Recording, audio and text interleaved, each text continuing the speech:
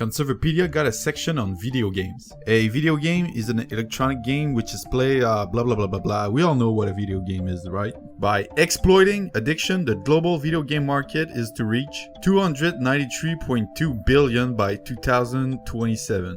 That's a scary way to say it. Yeah, video game developers are not passionate people who just want to make a product that people will enjoy. No, these are little goblins looking to ruin your life. Video games are also associated with dropping out of school. So the link doesn't lead to like a statistic or study or something. It just leads to a single story of one dude who had trouble not playing video games and going to school. I would like to read the entire story, but it's blocked by a membership option. Less than $1 a week? Fuck you can eat my fucking asshole, Wall Street Journal. At least one study shows that young men are playing video games instead of getting jobs, as reported by the Chicago Tribune. So I've read the study and it's really interesting what they are saying. So what it's saying is that some young men who have no high school diploma or just an high school diploma are playing video games instead of getting jobs. The reason why is because a lot of low education jobs have not great working condition and pretty shitty pay. So these young men find it more rewarding to play video games. I think this makes a lot of sense. I cannot even see myself working in a fast food chain for $7 an hour. Like, no fucking way. The survey also suggests that young men playing video game instead of working are happier for it. You king. It's important to note that this problem of playing instead of working is less prevalent with men with college degree or bachelor's degree, which makes sense because the higher the education, the better pay you're supposed to get,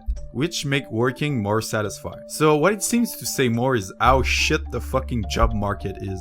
The video game industry is criticized for exploiting its workers. That is actually true, but I don't think Conservapedia really care about the quality of workplace for a video game employee. One thing that would help is union, but Conservapedia is not a fan of that. That's really not unique to video game company. Any place with a big lack of unions can have exploitation in it. They bring up that violent video games increase violence. And look, I've searched a lot of studies who talk about that, and I can tell you, the result is all over the place. No study have found a link between violent video games and an increase in violent behavior, but some studies have found an increase in aggressive behavior. Some of you may think that these are the same things, but they're not. Aggressive behavior are physical violence, like pushing, and verbal violence, like shouting, swearing, or insulting someone. Violent behavior are an extreme form of physical violence, like punching someone to knock him out cold, or I don't know, stabbing someone to death. And yeah, there's no link that violent video game increase violent behavior, but it can increase aggressive behavior. But like I said, the studies contradict each other.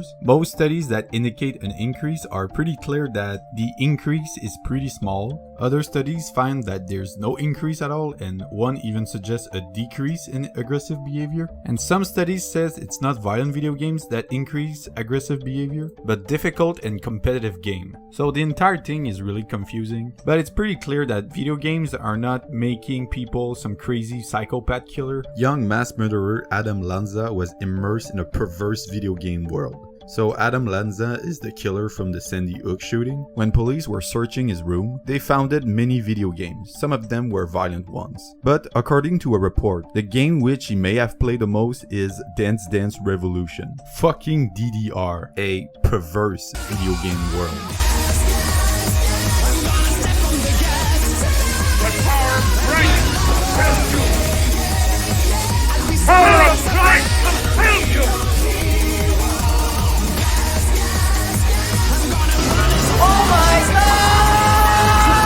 Conservapedia accused video games of a lot of things. They accuse them for an increase in obesity rate, which I believe there's some truth to that, but they also blame video games for increasing atheism. A new studies of 228 college students found that while just about everyone prefer video games to regular board games, those who claim no religion vastly prefer video games compared to the religious peers. It's a small study, but the director Chris Burris has an interesting hypothesis about why atheists prefer video games. Burris believes that atheists tend to to be less good at generating emotionally evocative internal simulation of experience. Simply put, he believed that religious people tend to be more imaginative and are able to craft their own sense of play around simple games, while non-religious people tend to prefer the concrete rule afforded by video games. I like that the own studies cite that it's a pretty small sample size, and that it's just one dude hypothesis. Like, that is the proof that there's a link between video games and atheism. It is unlikely that there is any educational value in video game usage, compared with better activity that could be pursued. Yeah, they're really skeptical on the argument that video game can teach us something. They do give credit to the Civilization game series for making people learn a little bit of history, but that's about it. I found this to be such a boomer fucking take. Listen, if you know anything about learning, is that the best way to learn is through problem solving. Memorization is one way to learn, but it's really not the best.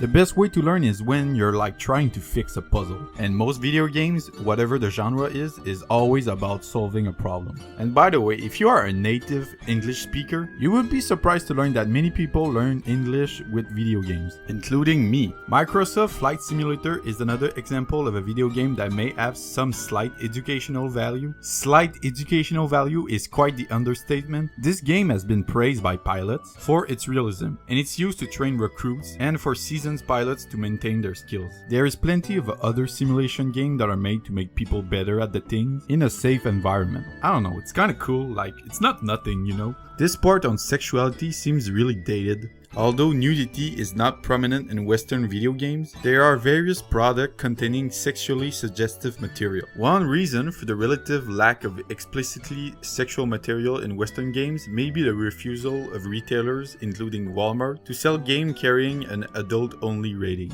This seems old because seeing nudity in-game is really not uncommon. Conservapedia seem to think that only adult-only game can have nudity, but that is just not true. One notable target of controversy is the Grand Theft Auto series after a third-party mod was released that allowed the player to engage in a minigame containing explicit sexual material. So in GTA San Andreas, there's this minigame that was cut by the developer before the release of the game. The minigame is the protagonist having sex with a woman. When this went public, people were outraged because it was like the first depiction of video game characters having sex. I mean, the first time since those crazy pixelated Atari porn game. But again, it just seems dated because now seeing sex in video game, it's not really that special anymore. Other source of this criticism relate to the game Tomb Raider, one of the first games to depict and advertise a female character, the protagonist, as a sex symbol. The first female sex symbol, I believe, is Samus Aran from Metroid. No disrespect to Lara Croft triangle titties, but playing the OG Metroid, believing that Samus is a man, and then right at the end you see this bikini woman? Man, this was too much for kids in the 80s.